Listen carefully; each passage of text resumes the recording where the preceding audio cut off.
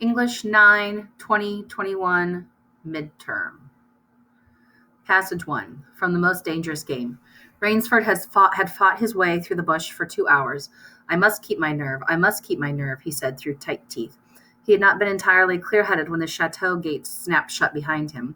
His whole idea at first was to put distance between himself and General Zaroff, and to this end he had plunged along, spurred on by the sharp rowels of something very like panic.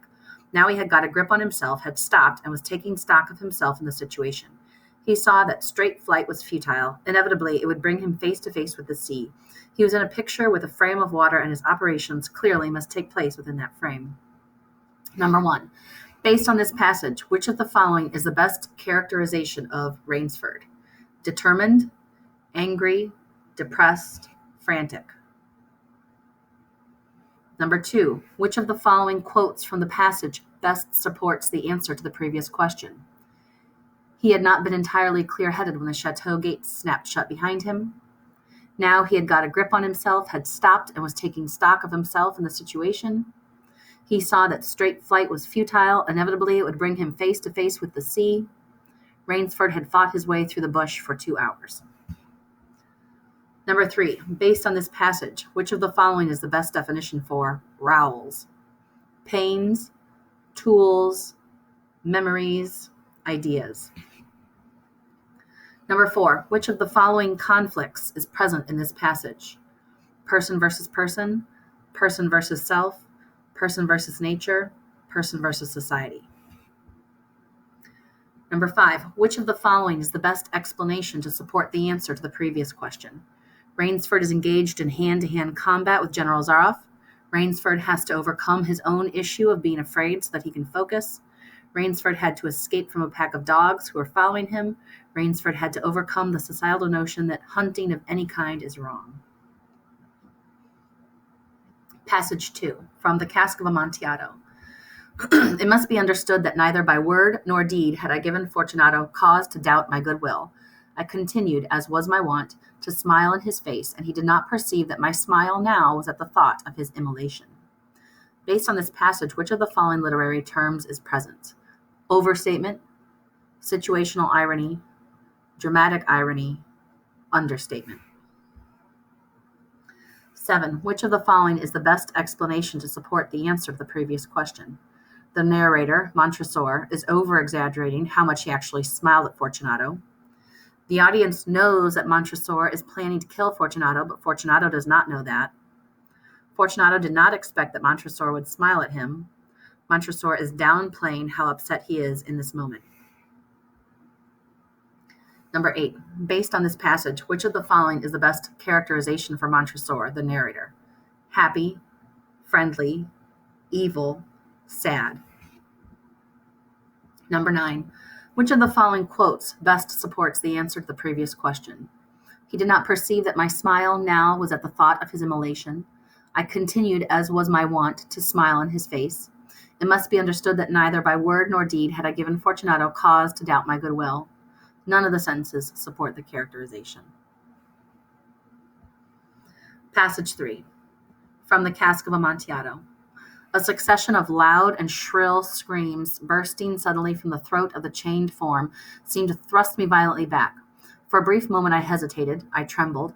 Unsheathing my rapier, I began to grope with it about the recess, but the thought of an instant reassured me.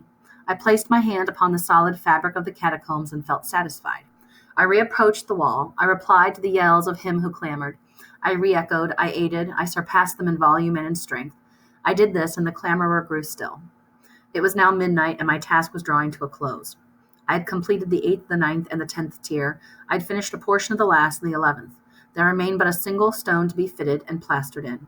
I struggled with its weight. I placed it partially in its destined position. But now there came from out of the niche a low laugh that erected the hairs upon my head. It was succeeded by a sad voice, which I had difficulty in recognizing as that of the noble Fortunato. The voice said, "Ha, ha, ha, he, he, a very good joke indeed, an excellent jest. We will have many a rich laugh about it at the piazza. He, over our wine, ha, ha, ha." "The Amontillado," I said. "Yes, the Amontillado, but is it not getting late? Will not they be awaiting us at the piazza, the Lady Fortunato and the rest? Let us be gone." "Yes," I said, "let us be gone." "For the love of God, Montresor." "Yes," I said, "for the love of God." What is the symbolic significance of having this moment take place at midnight? Midnight is symbolic of happiness, so this helps to show Montresor's happiness with what he's doing. Midnight is symbolic of death, so this helps to show that Fortunato is about to die. Midnight is symbolic of regrets, so this helps to show that Montresor will regret his actions. Midnight has no symbolic meaning and is not important to this story. Number 11, what causes Montresor to act in the manner described in this quote? For a brief moment, I hesitated. I trembled. Unsheathing my rapier, I began to grope with it about the recess. The thought of an instant reassured me. I placed my hand upon the solid fabric of the catacombs and felt satisfied. He has a brief moment of panic because he thinks someone might hear Fortunato, but then relaxes because he realizes it's too late at night and nobody is awake at this time.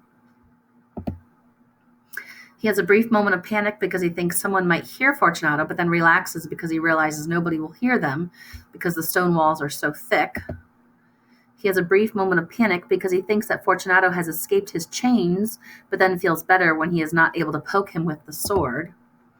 He has a brief moment of panic when he realizes how badly he is torturing Fortunato, but then remembers the insult and feels better about what he is doing. Number 12. In this passage, why does Montresor I replied to the yells of him who clamored. I re-echoed. I aided. I surpassed them in volume and in strength. So why does Montresor say this? He wants to join in with Fortunato's excitement and enjoyment with what they are doing. He wants to risk being caught because he regrets what he is doing. He wants to show Fortunato that there is no point in yelling because nobody will hear them. He wants to win the shouting match against Fortunato so that he can have bragging rights. Passage 4, from The Most Dangerous Game. This place has a reputation, a bad one. Cannibals? Suggested Rainsford. Hardly. Even cannibals wouldn't live in such a godforsaken place. But it's gotten into sailor lore somehow. Didn't you notice that the crew's nerves seemed a bit jumpy today? They were a bit strange now you mention it, even Captain Nielsen. Yes, even that tough-minded old Swede who'd go up to the devil himself and ask him for a light. Those fishy blue eyes held a look I never saw there before. All I could get out of him was, "This place has an evil name among seafaring men, sir." Then he said to me, very gravely, "Don't you feel anything?" As if the air about us was actually poisonous. Now you mustn't laugh when I tell you this. I did feel something like a sudden chill. There was no breeze. The sea was as flat as a plate glass window. We were drawing near the island then. What I felt was a mental chill, a sort of sudden dread. 13. What is the author's purpose for including the line, "Hardly, even cannibals wouldn't live in such a godforsaken place"? He wanted to show that cannibals have standards for how they live. He wanted to show that cannibals are not real. He wanted to show how awful of a place the island was if cannibals thought it was too scary to live there. He wanted to add humor to lighten the mood since cannibals are a joke. Number 14. Based on the passage, what is the best definition for lore? History, games, ships, stories. 15. Which of the following types of conflict is present in this passage?